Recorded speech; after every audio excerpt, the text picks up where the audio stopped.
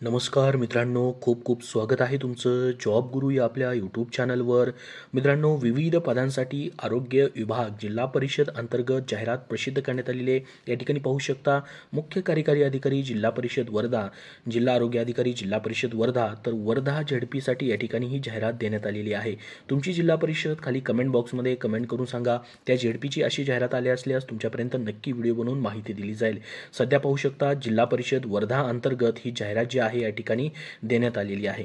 तर कुठली पदं आहेत, कशा पद्धतीने भरती होणार आहे, ज्याच्यामध्ये तुमची एक्झाम होत नाही तर थेट तुमची या ठिकाणी मार्क्सवरती निवड केली जाते. तर ही जी भरती होते राष्ट्रीय आरोग्य अभियान अंतर्गत जिल्हा वर्धासाठी या ठिकाणी करण्यात येत आहे. आपल्याला माहीत असेल NHM अंतर्गत प्रत्येक 11-11 महिन्याच्या कॉन्ट्रॅक्ट बेसिसवरती ही पदं जी आहेत भरली जातात आणि तुमचं समाधानकारक काम असेल तर पुढं अजून तुमचं कॉन्ट्रॅक्ट देखील वाढत राहतं.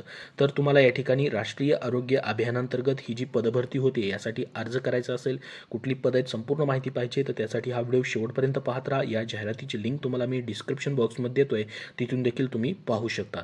तर बघू शकता राष्ट्रीय आरोग्य अभियान आरोग्य विभाग वर्धा जिल्ह्यामध्ये या ठिकाणी विविध पदं जी आहेत भरली जात आहेत. 1 ते 24 संवर्गातील जवळपास या ठिकाणी 43 पदं रिक्त आहेत, त्याची जाहिरात देण्यात आलेली आहे. ज्याच्यामध्ये प्रत्येक कॅटेगरी वाईज देखील पदं आहेत.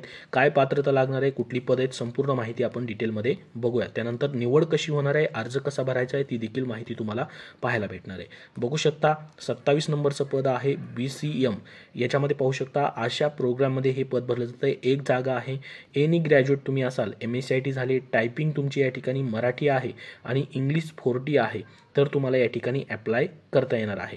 याच्यामध्ये या ठिकाणी OBC कॅन्डिडेटसाठी एक जागा असणार आहे. THO अंतर्गत हे पद भरलं जाते. THO ऑफिससाठी 18,000 रुपये पर मंथ स्टार्टिंग पेमेंट या पदासाठी तुम्हाला असणार आहे.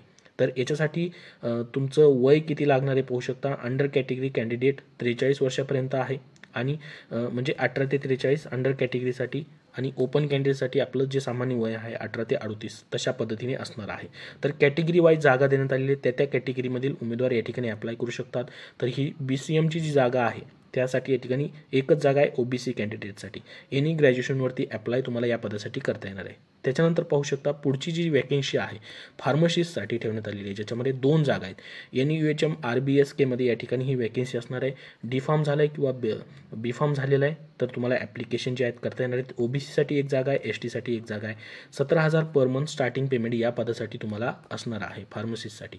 त्यानंतर डायलिसिस टेक्निशियनची जागा आहे डायलिसिस विभागामध्ये, ज्यामध्ये 10+2 सायन्स आणि diploma certificate course in dialysis टेक्नॉलॉजीमध्ये झालेला आहे.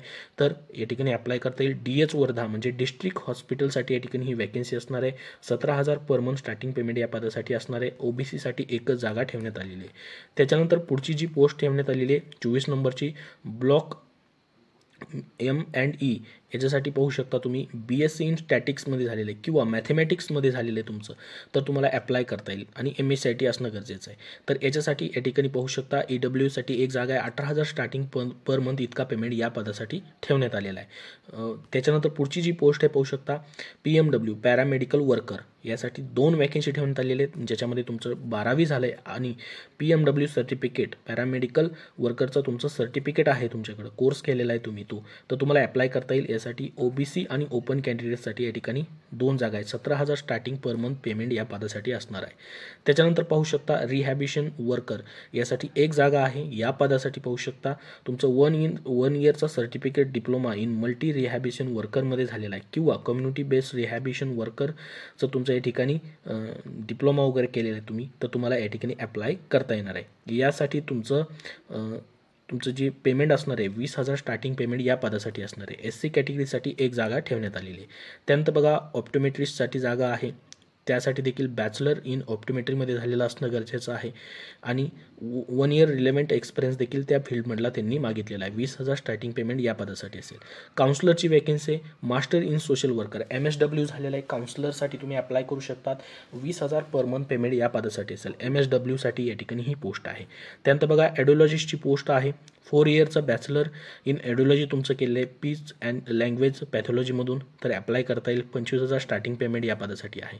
त्यानंतर बघा ॲडिओलॉजिस्ट कम स्पीच थेरपिस्टची जागा आहे. बॅचलर इन ॲडिओलॉजी आणि स्पीच लँग्वेज पॅथॉलॉजीमध्ये झालेला आहे. 25,000 स्टार्टिंग पेमेंट या पदासाठी एकच जागा यायला देखील. त्यानंतर बघा RBSK-MOची जागा निघालेली आहे, ज्याच्यामध्ये तुमचं BAMS झालेलं आहे, तर 28,000 स्टार्टिंग परमनंट पेमेंट असेल. 2 वॅकेन्सी ठेवण्यात आलेले आहेत ओपन कॅटेगरीसाठी या पदासाठी. त्यानंतर पब्लिक हेल्थ मॅनेजरची पोस्ट आहे. एनी मेडिकल ग्रॅज्युएट झाले, तुमचं मेडिकल ग्रॅज्युएट झालेलं आहे, तर 32,000 स्टार्टिंग पेमेंट या पदासाठी असेल पब्लिक हेल्थ मॅनेजरसाठी. त्यानंतर पब्लिक हेल्थ स्पेशलिस्टची जागा आहे. एनी मेडिकल अजून झालेलं आहे तुमचं, तर 3 वॅकेन्सी त्या पदासाठी देखील ठेवण्यात आलेले आहेत. 35,000 स्टार्टिंग पेमेंट या पदासाठी असेल. त्यानंतर बघा इंटोमॉलॉजिस्टची पोस्ट आहे. MSc झुलॉजीमध्ये झालेला आहे आणि 5 वर्षाचा एक्सपिरियन्स मागितलेला आहे. 40,000 स्टार्टिंग पेमेंट या पदासाठी ठेवण्यात आलेलं आहे. टोटल 7 वॅकेन्सी या पदासाठी भरले जात आहेत. त्यानंतर बघा IPHS कोऑर्डिनेटरसाठी बायोमेडिकल इंजिनियरची पोस्ट आहे. ग्रॅज्युएशन इन बायोमेडिकल इंजिनिअरिंगमधून झालेलं आहे, तर 25,000 स्टार्टिंग पेमेंट या पदासाठी असेल. कोऑर्डिनेटरची पोस्ट आहे त्यासाठी. त्यानंतर quality assurance coordinator QA quality ॲश्युरन्समध्ये जागा निघाली बघा. एनी मेडिकल ग्रॅज्युएट झालेलं आहे तुमचं, MPH MHA MBA झालं आहे हेल्थ केअरमध्ये, तर 35,000 स्टार्टिंग पेमेंट या पदासाठी असणार आहे. NHM ऑफिस ZP हे पद भरलं जातं आहे क्वालिटी ॲश्युरन्स कोऑर्डिनेटरचं. एनी मेडिकल ग्रॅज्युएट्स असणं गरजेचं आहे. त्यानंतर डिस्ट्रिक्ट प्रोग्राम मॅनेजर DPMची पोस्ट देखील आहे, एक जागा आहे. एनी मेडिकल ग्रॅज्युएट झालेलं आहे विथ MPH झालं आहे किंवा MHA झालं आहे MBA झालं आहे इन हेल्थमध्ये, तर तुम्हाला अप्लाय करता येईल. 35,000 स्टार्टिंग पेमेंट या पदासाठी असेल. NTB साठी या ठिकाणी एक वॅकेन्सी या पदासाठी असणार आहे.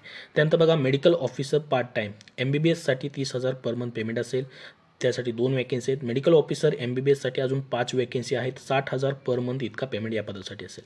त्यानंतर बघा फिजिशियल कन्सल्टंट मेडिकल MO याच्यासाठी देखील मेडिसिनमधून MD मेडिसिन झाले किंवा DNB झाले, 75,000 पर मंथ पेमेंट आहे. त्यानंतर बघा पुढचे जे सर्व पोस्ट आहेत MD त्याचबरोबर DNB अशा पद्धतीच्या पोस्ट ठेवण्यात आलेल्या आहेत. त्यामध्ये सर्जन असेल, कार्डिओलॉजिस्ट असेल, त्यानंतर नेफ्रोलॉजिस्ट असेल, अशा पद्धतीच्या पोस्ट या ठिकाणी असणार आहे. तर ह्या संपूर्ण पदांसाठी जे आहेत वॅकेन्सी निघालेल्या आहेत. जवळपास 27 केडरच्या ह्या वॅकेन्सी तुम्हाला पाहायला भेटतील. तर यासाठी बघा अप्लाय कसं करायचं त्याची संपूर्ण माहिती दिलेली या ठिकाणी त्यांनी, ज्याच्यामध्ये पहा 9/12 पासून ते 17/12/2024 पर्यंत तुम्हाला सकाळी 10 ते सायंकाळी 5 या वाजेपर्यंत सुट्टीचे दिवस वगळून 17/12/2024 म्हणजे 17 डिसेंबर 2024 नंतर आलेल्या अर्जाचा विचार केला जाणार नाही. त्याच्या अगोदर तुम्हाला अर्ज भरायचे आहेत. अर्ज स्वीकारण्याचं ठिकाण कुठं असणार आहे? जिल्हा कार्यक्रम व्यवस्थापक, राष्ट्रीय आरोग्य अभियान कक्ष, आरोग्य विभाग, जिल्हा परिषद वर्धा या ठिकाणी तुम्हाला ॲप्लिकेशन नेऊन द्यायचे. त्या ठिकाणी तुमचे अर्ज स्वीकारले जाणार आहेत. तर याच्यामध्ये पहा आता तुम्हाला फीज किती असेल, जसं की खुल्या प्रयोगासाठी 150 रुपये, राखीव प्रयोगासाठी 100 रुपये. हा DD काढून तुम्हाला अर्जासोबत जोडायचा आहे. त्या पद्धतीने तुमचं या ठिकाणी सिलेक्शन जे आहे फीज नाही भरली तुम्ही पण DD नाही जोडला तर अर्ज रद्द होतो. आता बघा तुम्हाला जसं मी सांगितलं ही पदं कंत्राटी स्वरूपाची असतात. 11 महिने 29 दिवसासाठी तुम्हाला ऑर्डर दिली जाते पहिल्यांदा.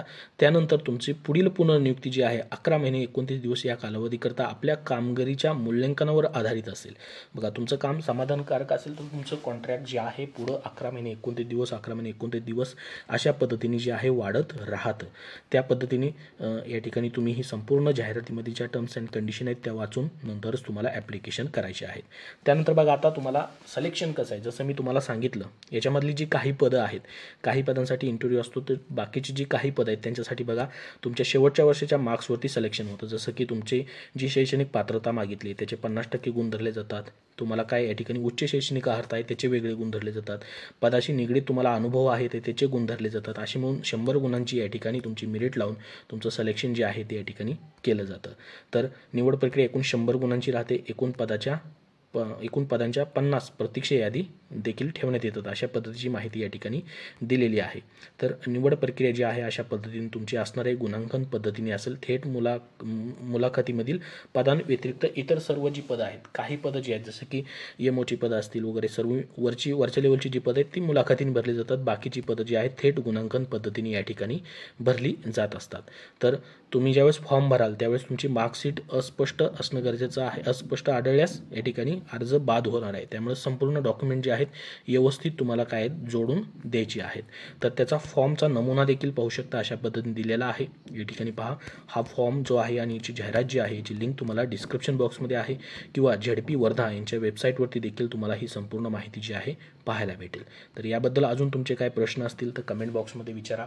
हा व्हिडिओ नक्की लाईक करा व शेअर करा. याची लिंक तुम्हाला डिस्क्रिप्शन बॉक्समध्ये दिलेली आहे. धन्यवाद.